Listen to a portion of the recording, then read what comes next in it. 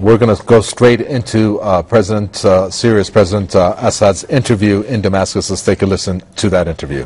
Said that the Syrian government will fall. However, today, as we are here, in the heart of Damascus, welcomed by the Syrian President Bashar al Assad, many whose enemies have said that they are not capable of understanding all the equations and have shown that he will not be removed from the political equations.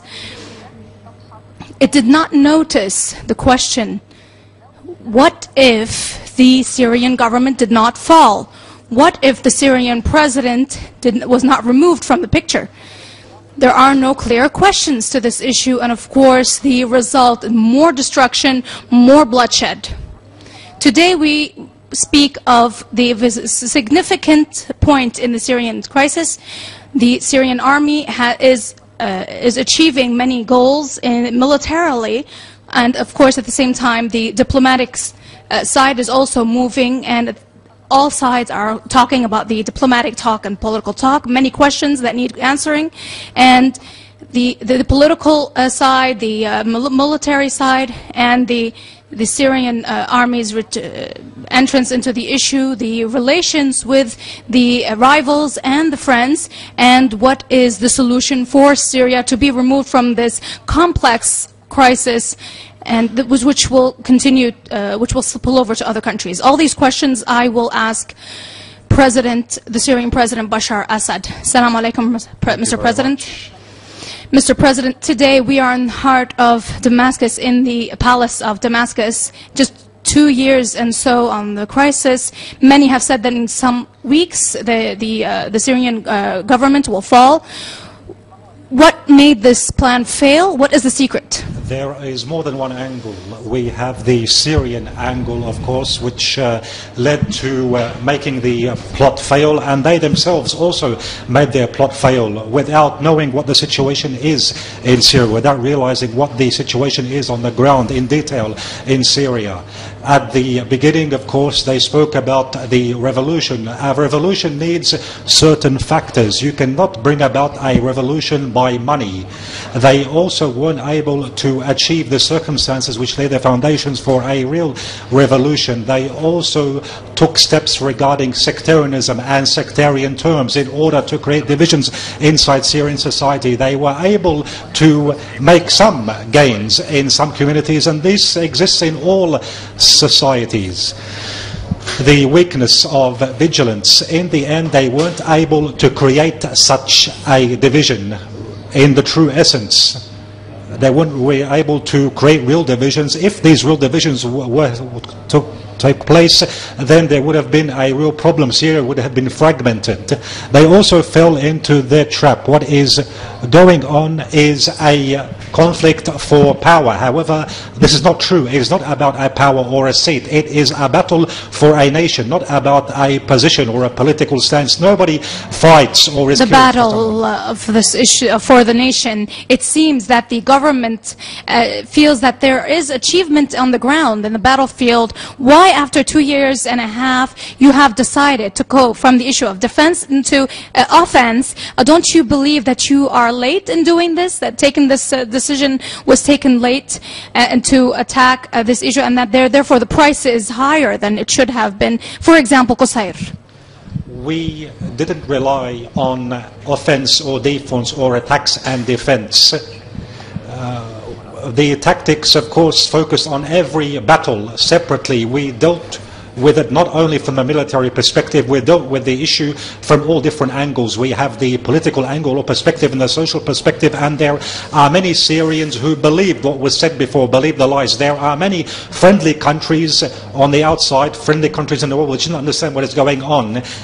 We couldn't take these steps when there is no general acceptance of what is going on. The developments which took place helped the Syrians to understand what is going on, and this helped the Syrian armed forces to carry out their duties and to make their achievements. What is going on right now is not taking steps from defense to offense. However, the balance of power changed in favor of the How armed did defense forces. this equation turn? How the powers were turned? Many criticize Syria since that it has fighters from outside of Syria, that they are being helped by fighters from Hezbollah, although there were articles that have said before that we are 23 million Syrians and we don't need help from outside. What are Hezbollah people doing in Syria? The reason for changing the balance of power behind this, we had, of course, the people who supported the militants in some areas, not because they don't have nationalism, but because they didn't know the true nature of these armed groups. Many people in Syria believed this was a revolution against the government. This changed. There is no longer that popular support, and many of the militants or the armed men withdrew from some terrorist groups. And this is the main reason. Regarding what is being spoken of now about Hezbollah and about Hezbollah's participation and fighters from outside Syria in support of the government, this is a very big issue. It has many factors. If you want to explain, we must explain all of the factors. We cannot separate what was spoken of regarding Hezbollah in Al-Qusayr from the Israeli strike. We have three factors in one issue, and allow me to speak frankly. Recently, especially after the latest speech of Sayyid Hassan Nasrallah in the Arab and foreign media, we heard that the fighters of Hezbollah are fighting in Syria and are defending the Syrian state. Between brackets, they spoke about the Syrian regime. We say state, not regime. To speak in a logical, rational way, if Hezbollah wants to defend Syria or the resistance, it will send a number of fighters. How many? A few hundred? 1,000? 2,000? We are speaking about, of course, a confrontation between hundreds of thousands from the Syrian armed forces and tens of thousands of foreign fighters, if not more, because the number continues to increase. They are continuing to feed these armed groups from neighboring countries and outside countries. And so this number, which can contribute, Hezbollah can contribute to in helping the Syrians, if we compare it to the number of the Syrian armed forces and the terrorists and Syrian geography, this doesn't protect a regime or a state. This is on the one side. On the other side, they said that Hezbollah is defending the state. Why today? Why at this time? The battles began after Ramadan in 2011, and the battles escalated until we reached the summer of 2013, and then they began with the battle of liberating Damascus, and there was, of course, the important hour, and we had the assassination of the 4 generals, and many operations took place, and many people believed that that time was the appropriate time, or the time where the state will fall. But it didn't fall. However, regardless, Hezbollah didn't intervene back then. So why is Hezbollah intervening now? We have another perspective. Why isn't there any Hezbollah presence in Damascus and Aleppo? The battles, the main battles, are in those areas, not in Qusayr. Qusayr is a small city. Why didn't we see Hezbollah in Homs? All of these factors are not precise, are not correct. Al-Qusayr, they say, is strategic. All areas are strategic from the perspective of a terrorist. They are used for the infiltration of terrorists and smuggling weapons. So these issues have nothing to do with Hezbollah. If we relate what was discussed today, all this clamor, all this furor which we hear in the Arab media and the comments of Arab officials, and even Ban Ki-moon himself also issued a statement and expressed concern about Hezbollah's involvement in Qusayr. All of this is related to the attempt to strengthen the chokehold on the resistance, not the Syrian state. So what you said before, many achievements were made in Damascus and Aleppo and Damascus countryside. However, back then we didn't hear any talk about Hezbollah. We're hearing it now in Qusayr. Mr. President, the nature of the battle which you and also Hezbollah are doing in Qusayr, many criticize you for doing it an issue which is trying to secure the coast and the area from that area to Damascus in order for this place to be the nation, the Alawite, the so-called Alawite nation, what you are calling for, and the struggle with it. First of all, the Syrian coast and the Lebanese coast doesn't go through Qusayr geographically. So this is illogical. Second of all, nobody wages a battle to go or to head towards divisions. If we go towards divisions, we will go to it, but we don't wage battles in all of the Syrian territories throughout Syria in order to head towards divisions. to head towards a specific corner in the country. The way the battles are going ahead doesn't show that we're heading towards divisions. No, on the contrary, these battles are being waged to preserve the territorial integrity of Syria, not the contrary. The second point is that our grandfathers used the same means against the French when the French tried to divide Syria. Our founding fathers or our grandfathers were vigilant towards this issue. We, as the grandchildren, after decades have passed, can we commit this mistake? No. I repeat once again, what is happening in Al-Qusayd, the battles, everything we hear about is related to Israel. The timing of the Qusayd battle is related to Israel. What is required is to, as I said, choke the resistance. This is the old new battle. It takes new forms. Now what is important is not Al-Qusayd as a city. What is important is the border. What they are aiming to do is to choke the resistance from the land and sea. So here a question must be raised. They say that the resistance must direct its arms towards the enemy and hence towards the south. This was stated on the 7th of May as well, when some of Israel's agents in Lebanon tried to touch or tried to infiltrate the Hezbollah's telecommunications. They said the same thing about the Syrian army. They said the Syrian army must fight on the border with Israel. We said very clearly that the army is fighting the enemy wherever this enemy may be present. The enemy is from the north, we go to the north, or the east or the west. The same goes for the distance. Why is Hezbollah present on the border inside Lebanon or inside Syria? Because the battle is a battle against the Israeli enemy or its agents in Syria or in Lebanon. The entrance of Israel in this equation and the Syrian crisis lately with the attacks against Syria, the Israeli attacks against Syria, Israel has directly linked this issue, linked the strike with message that it does not want to enter in the crisis. What does Israel want, and what kind of intervention could it do in the Syrian crisis? This proves what I said. This is related to choking the resistance. Even the Israeli intervention and the Israeli support of the terrorists, this aimed to achieve two goals. First of all, to choke the resistance, and second, to strike the Israeli air defense systems. And this shows that Israel wants to achieve these two goals. As long as goals of Israel are clear, many have criticized Syria and the government of Syria that they were weak in responding to the strike. Everyone was waiting for a response from Syria, and the Syrian government has said that it holds on to its right to respond. However, why wasn't the response direct against Israel? It's not enough that the rockets were merely aimed towards Israel, and that any next strike will be faced with another respond with another strike by Syria. Arabs and foreigners, and most of them were foreigners who called us. We told them that we will respond the next time. Of course, there was more than one response to retaliation. There were Israeli attempts, and we responded to these Israeli attempts. However, the temporary response has no value. It will be of political nature. If we want to retaliate against Israel, the retaliation must be a strategic retaliation. For example, in Golan Heights? This relies, first of all, on the situation here in Syria. The popular opinion is how will the issues continue in Syria? Popular support for opening the front of the Golan Heights for the resistance.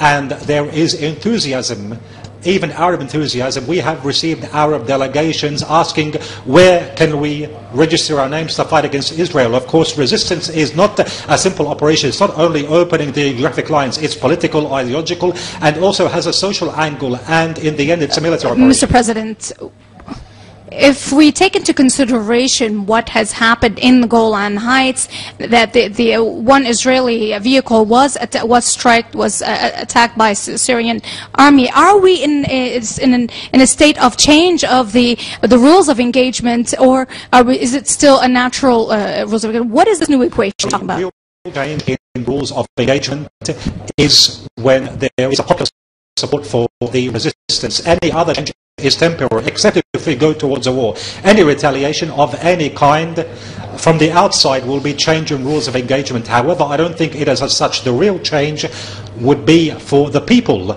to go to resistance. This will be the fundamental dramatic change. Don't you believe that this talk is too late. How about after 40 years that there was peace in the Golan Heights? Now we are talking about moving the land of Golan Heights and creating new rules of the game. Say that Syria is closing the front or opening the front. Of course, you cannot bring a resistance to birth. A popular resistance cannot come from nothing. If it's not a popular resistance, it is not a resistance. The state cannot support or deny the resistance. I believe that the state which stands against resistance is a state which is on the verge of collapse. Of course, Syria didn't decide after 40 years. We have an army which is carrying out its duty, and so from my perspective,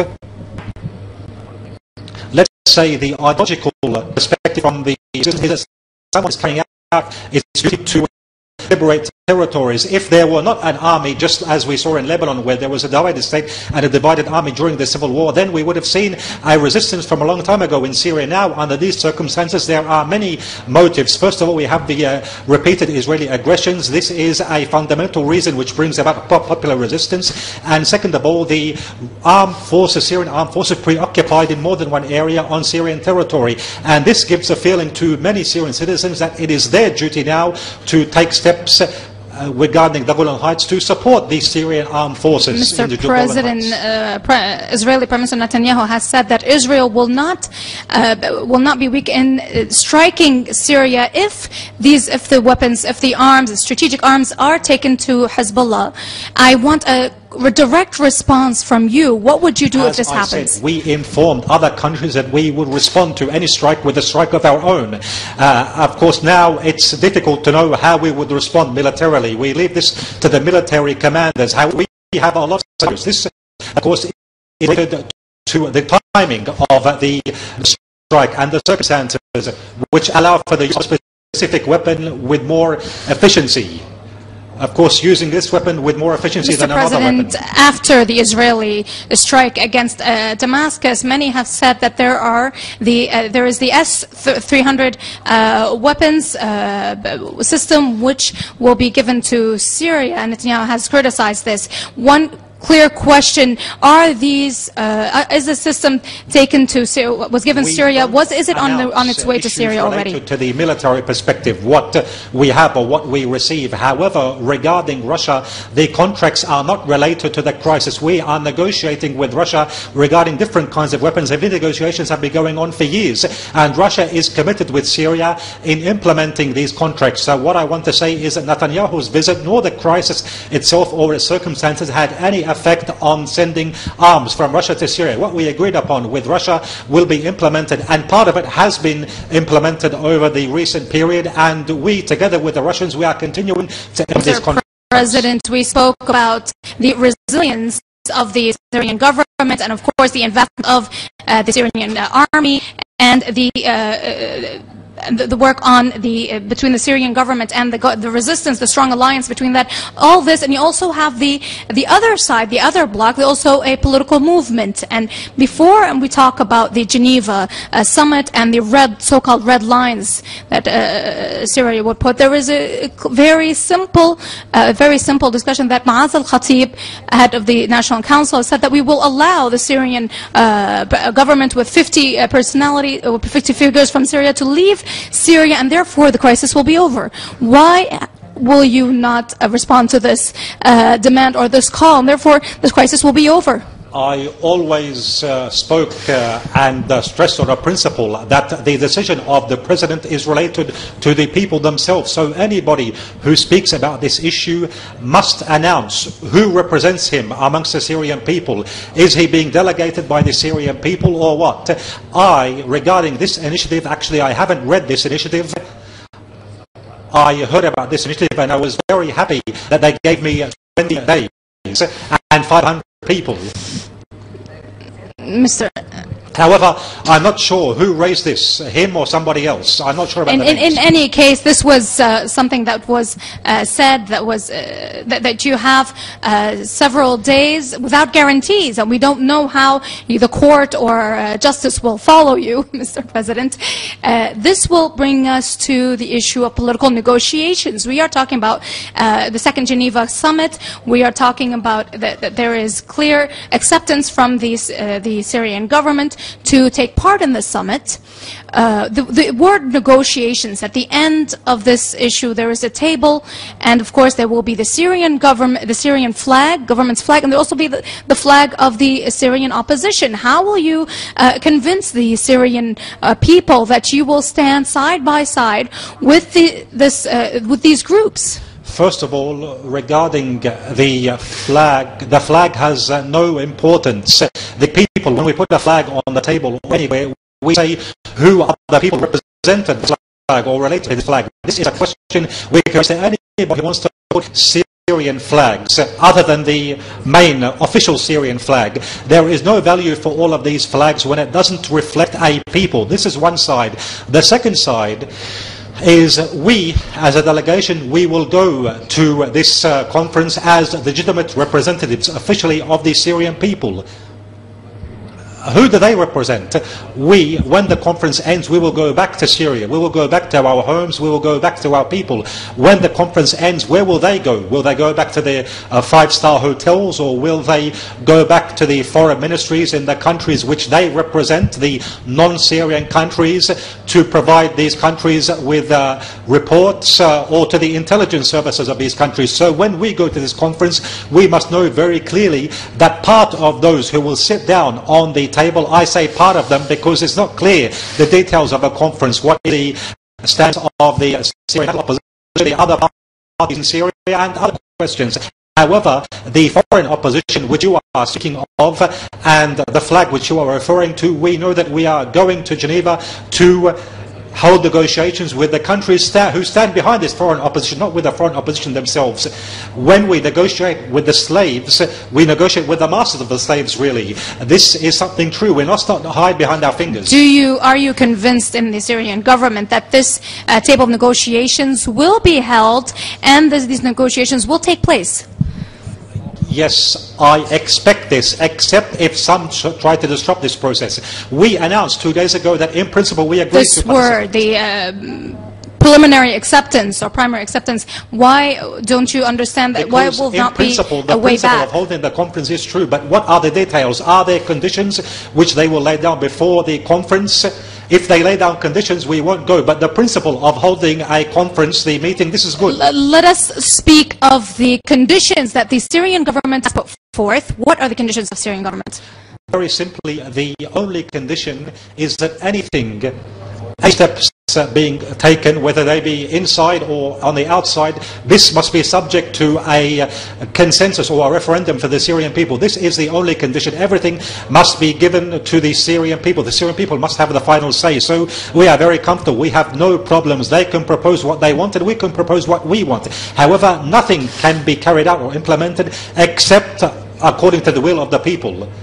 And as long as we represent the people, we have nothing to be afraid of. Let us also make this clear. A lot of ambiguity there was clear from in Geneva 1 and Geneva 2 on the issue of a transition and also the role of President Bashar al Assad. Are you ready to come and to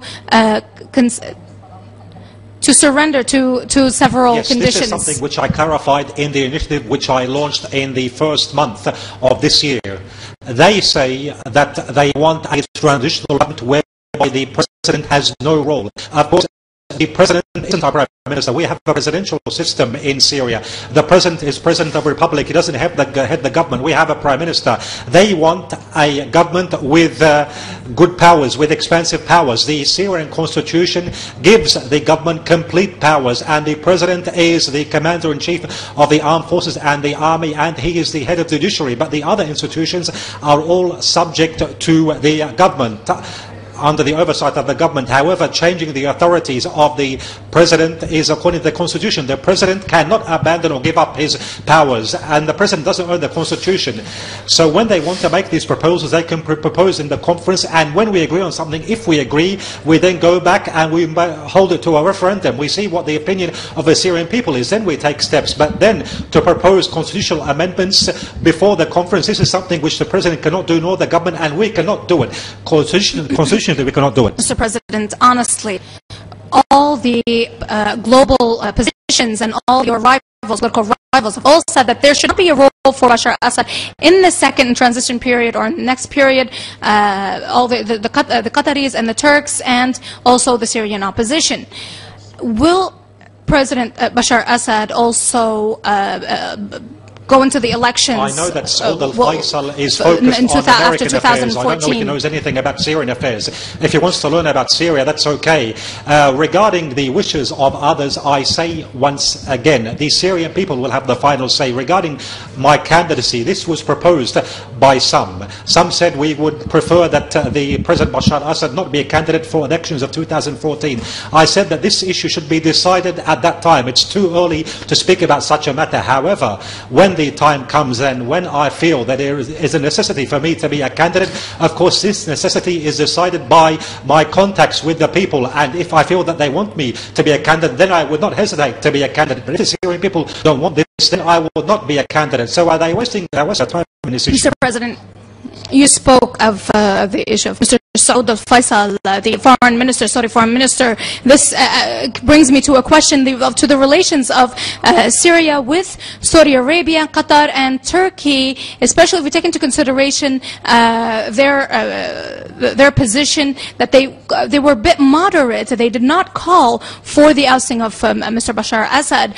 Do you sense that there is some kind of change in their perspective and that they might call for a political solution to the issue? And is Syria ready to deal with the Arab League easily, and especially since they have called for this issue? Regarding the Arab countries, we are witnessing temporary changes related to their rhetoric, not to the practice on the ground. The countries which support terrorists haven't changed. They are still supporting terrorists at the same level. Turkey also, there is nothing serious from Turkey. Regarding Qatar, the same stance, the bank, the finance of the terrorists, and it supports via Turkey. So really there is no change regarding the Arab League. Of course, from our perspective in Syria, we never pinned our hopes on the Arab League, even in previous decades. We were barely able to, of course, stop the divisions in the previous conferences on the level of foreign ministers or heads of state. So should we expect from the Arab League to play a role? We are in contact with all sides. We don't close the doors to any side. However, we must be realistic, and we must realize that this side is incapable of giving anything, especially because a huge number of these Arab countries are not independent. They receive orders from the outside. Some of them are with us in their hearts. However, they are not with us in the decisions and in the practice and implementation, because they don't own their own decisions. So we don't pin our hopes on the Arab League, to be clear. President, this will also bring us to another question. If the Arab atmosphere is on this case, how about the developments on the ground and the battles and the resilience and the Geneva summit? The primary question here, what if the negotiations failed? What will happen after this? What are the consequences, do you think, of the failure of negotiations? It's possible. This scenario is possible. There are some countries who are trying to sabotage the conference, and if they weren't embarrassed or cornered, they wouldn't have done this. Of course, so this scenario, even the Russians, the statements from the Russians also tried to decrease the expectations. However, we must also be very precise in saying what this dialogue is. What has this dialogue have to do with what is going on in the ground? Most of these powers which are speaking about what is going on in Syria, they have nothing to do with Syria internally, even with the terrorists directly. And the terrorists are related directly to these countries in some cases, and in other cases they are gangs who get money according to the sabotage, which which I carry out. So the failure of the conference, I don't think it will change much regarding the reality on the ground in Syria, because these countries, whether it be with a conference or without a conference, they won't stop the support, and the terrorists won't stop the acts of sabotage. Yes, Mr. President. Now, the events in Syria and the crisis seems to be spilling over to neighboring countries, where we see in Iraq and the bombings inside Rahaniya and Turkey, and even here for us in Lebanon, the questions is we have in Arsal, we have the events in Tripoli, we have Hezbollah taking part in the fighting in Qusayr. How does Syria deal with the issue of Lebanon? You think Lebanon's policy of dissociation still holds? Let's ask questions from the reality of the situation in Lebanon and Syria regarding the disassociation policy, in order for me not to be accused of evaluating and saying this policy is good or this policy is bad. We ask a simple question: was Lebanon able to prevent Lebanese intervention in Syria? Was it able to prevent the infiltration of armed men and weapons into Syria, or provide a refuge for those people, for those fighters? No, everybody knows that Lebanon contributed to the Syrian crisis negatively. Recently, was Lebanon able to protect itself from the repercussions of the Syrian crisis, repercussions on Lebanon? In Tripoli, for example, and the rockets or missiles which have been fired on Beirut or other areas around Beirut. Of course, this all happened. So what disassociation are we talking about? Lebanon disassociating itself is something, and the government disassociating itself is something else. When the government disassociates itself from a specific issue, and this issue concerns and has an effect on the interests of the citizens, it is then disassociating itself from the citizens themselves. I'm not speaking now to criticize the Lebanese government. I'm speaking about general principles. I don't want to be accused of criticizing this government. If the government wanted to disassociate itself from issues related to the Syrian people, then this would have failed. When problems happen in a neighboring country, when we have the house of my neighbor on fire, I cannot say that I have nothing to do with it. This fire will then reach my house, and so we don't believe that such talk is possible realistically. Mr. President, what do you say to those who love the resistance bloc and support it? We are in the events of celebrating the anniversary of Liberation Day, and we spoke of a certain victory on this issue by head of Hezbollah, Sayyid Hassan Nasrallah. What do you say for the popular people, the people who support the resistance? Will we be removed from this dark tunnel? The biggest victory which the resistance or the Arab resistances achieved during decades and years, first of all, was the ideological victory. It wasn't able, or we wouldn't have been able to achieve a victory were not for the ideological victory. We confronted big campaigns in this region. In Lebanon, there was a term which said that Lebanon's strength lies in its weakness. This was stated before the Lebanese civil war. This is similar. It's just like saying that the wisdom of someone lies in his stupidity. The victories of a resistance, the different victories which were achieved at different stages, showed that this is not true, that the weakness of Lebanon is in its weakness and its strength lies in its strength. Lebanon's strength lies in its resistance, and Lebanon's strength lies with those resistance fighters which you are speaking of. Today, we need such ideology and thinking and such perseverance, and we need such action from these resistance fighters, such operations at this stage more than ever before, because the events which the Arab street has witnessed over the last 2 years, or more than the last 2 years, this event struck the understanding to the extent that some Arabs thought that the enemy Israel and the enemy has been enemy, a sectarian enemy, a racial enemy, for example. So today we are relying on the resistance fighters in order to remind the Arab people, by the achievements which the resistance achieves, that the enemy remains the same, is at the same place. Regarding my confidence in victory, if we weren't confident in achieving victory, then we wouldn't have been able to persevere for all this time. We wouldn't have been able to continue with this battle after 2 years of an international global attack. It's not the war which we witnessed in 1956. It's a world war now being waged against Syria and being waged against the resistance as well. So our confidence is certain regarding victory, and I assure you that Syria will be, as it always was, supporting the resistance and resistance fighters anywhere in the Arab world. At the end of this interview, I want to thank you very much. I am honored to have you as my guest today. Thank you very much.